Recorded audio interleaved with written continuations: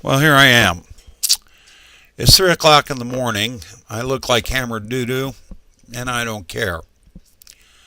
I just woke up and it occurred to me that you need to hear what I'm about to say. And despite my appearance, I actually do dress up fairly well, but not formally. I'm an American from New Mexico. No, not Mexico. Believe it or not, there actually is a state in the United States called New Mexico, and no, I don't require a green card. Although I have to admit there are those that do. Among them, apparently, is our president, but that's another story. Here in New Mexico, as some of you may know already, I'm running for the United States Senate, which is kind of weird since I have it on fairly good authority that I am considered by many to actually being the son of Satan. I also have it on good authority that when I announced I was a candidate, both the Republicans and the Democrats went into a tailspin. I imagine that both parties would actually come together to pay good money to see me go up in flames in the middle of White Sands Boulevard during rush hour traffic. The local Republicans, by the way, have yet to invite me to speak at one of their meetings. And for those of you who don't know, White Sands Boulevard is the main street here in my hometown of Alamogordo, New Mexico, which is also famous for nationwide for burning Harry Potter books, anti-abortion billboards, and a small but significant connection to 9/11. At least I think it's significant. While some may consider me to be of low character, I will admit to being the character of this whole fiasco. What makes me different is that of all the candidates, Democrats and Republicans alike, vying for the senatorial seat about to be vacated by Democratic Senator Jeff Bingaman, I seem to be the only one who can actually see what's going on in our country. I also happen to be the only one honest enough to tell them, which for some reason scares the hell out of everyone. This due in part because no one wants to hear the truth, and no one wants their little world of television reality shows, beer, chips, and daily routines disturbed or interrupted. As a result, they will sit there and do nothing until the situation gets so bad they have no choice but to react. And by then it's too late and they are stuck there with egg on their face wondering what the hell happened and why it is they can no longer take care of their families and their world has crumbled down around their ears. So here it is. Our nation is about to achieve third world status.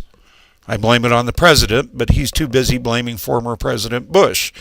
And by the way, Bush may not have been the brightest star in our nation's political history, but the fact is he wasn't the worst either. That spot's been taken over by our current administration. What is worse is the fact that not only has the Democratic Party, Congress, facilitated this move toward socialism. Yeah, that's right, you heard me say it. The Republican Party seems to have lost their way and will to fight them. And the candidates that were elected with the help of the Tea Parties, with a few certain exceptions, have all seemed to have folded under the pressure. The Democrats have done everything in their power, to include the use of dirty tricks, to demonize Republicans and anyone claiming to be a conservative. Well, guess what? You can't demonize me because that's already a non-issue since I've already made it clear to everyone what I am. Wake up, people. Our economy is shot in the ass and the American dollar is losing its value to the point where it will soon be on a par with the Chilean peso. And if you don't believe that, then look at the current exchange rate. We have a president who is currently touting a jobs bill, which is nothing more than another worthless stimulus package, which the American people will have to pay for, and it will ultimately fall by the wayside once the 2012 elections are over, whether Obama wins or not. But if he does win, and believe it or not, that is a real possibility, you can pretty much count on the American public being bent over, and we won't even be given a reach around or a kiss. As for our Constitution, that went by the wayside the moment Obama and the Democrats took control. Obama has already demonstrated his disdain by his administration by fiat, or in other words, executive order. And just a side note, who is running this country? Obama or his socialistic advisors? In his defense, I can't honestly say it's him, since I honestly believe that no single human being can be that stupid. But then again, I've been wrong before.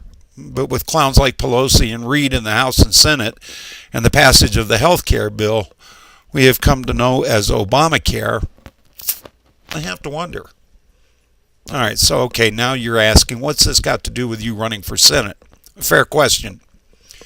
The answer is this. Some of you maybe class me as a screwball and a con artist. Fair enough.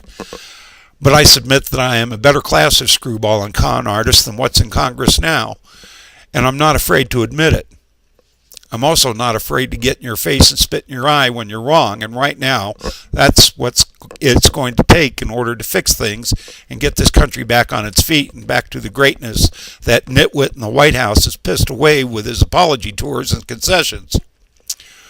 I also believe that it is possible for not only the state of New Mexico, but for all of the states of the Union to fix their problems if the federal government allows them their sovereignty and quits trying to micromanage them with useless regulations and environmental bills. Most importantly, I believe in America and the ability of the American people to stand up and say enough is enough.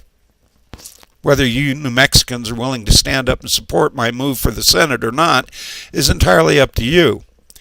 I'll admit that I need your help both financially and otherwise, but whether I get elected or not, or you even consider me to be a serious candidate, bear one thing in mind.